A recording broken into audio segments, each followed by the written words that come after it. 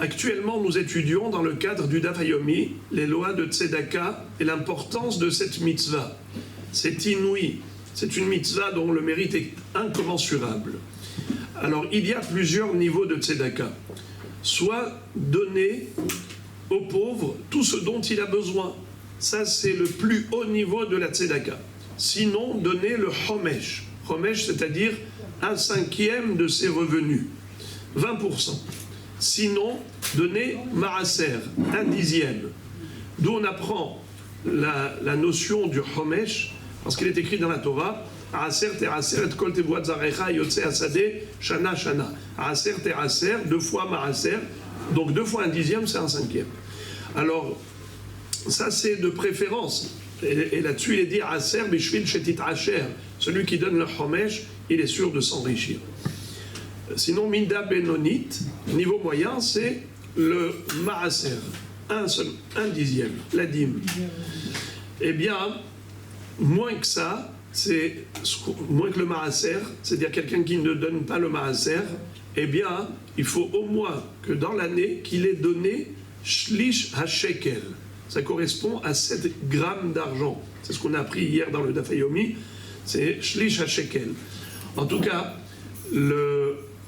la mitzvah de Tzedaka, quelqu'un qui donne le Maaser, il faut juste savoir qu'il y a 3 chitotes, 3 opinions. Qu'est-ce que c'est que cette mitzvah du Maaser? Il y a ceux qui disent que c'est obligatoire minatora, il y a ceux qui disent que c'est obligatoire midera banan, et il y a ceux qui disent que c'est juste un minhag. Ce n'est pas une obligation halachique, c'est un minhag. Alors les personnes qui ne donnent pas n'ont pas transgressé une halakha pure, mais ils n'accomplissent pas la coutume.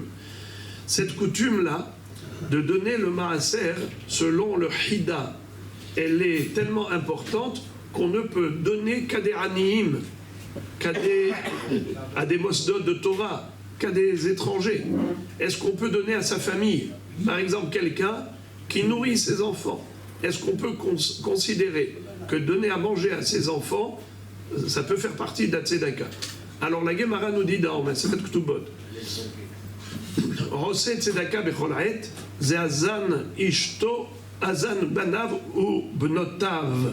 C'est-à-dire que les enfants, on a l'obligation de les nourrir jusqu'à l'âge de 6 ans. À partir de 6 ans, ce qu'on leur donne, c'est comme la tzedaka. Comme il est écrit dans le Passouk, Ashrei, Shomrei, Mishpat, Rosé tzedaka bechol ha'et. Heureux sont ceux qui font la tzedaka à chaque moment. La Gemara dit, est-ce qu'on peut faire la tzedaka à chaque seconde? Comment tu fais une tzedaka bechol ha'et? À tout moment, tu fais la tzedaka. Réponse, c'est celui qui donne à ses enfants, il est nourri. À partir de 6 ans, il n'a plus l'obligation halachique, eh bien ça, c'est la tzedaka. C'est vrai que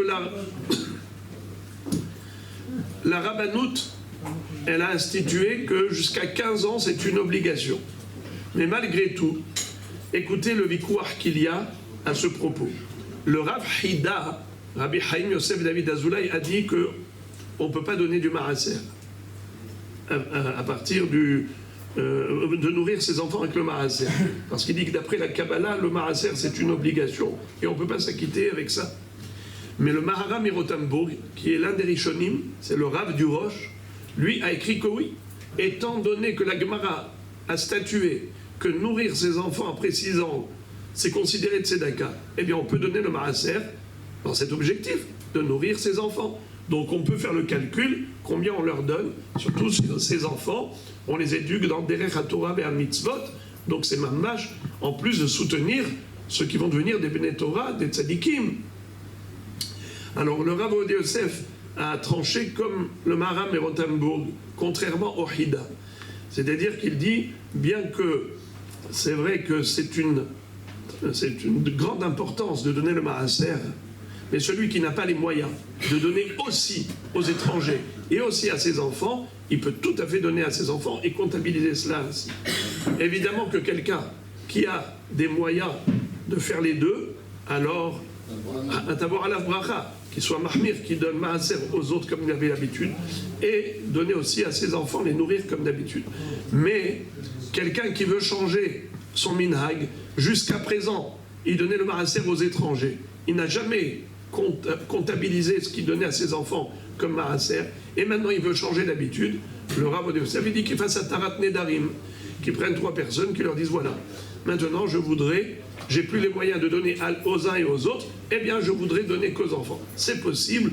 Donc même si la Rabbanout a fixé qu'il y a un devoir civil et civique de nourrir ses enfants jusqu'à 15 ans, il n'empêche que d'après la halakha absolue, c'est considéré comme tzedaka, et par conséquent, ceux qui veulent donner le maaser à leurs enfants, c'est aussi possible.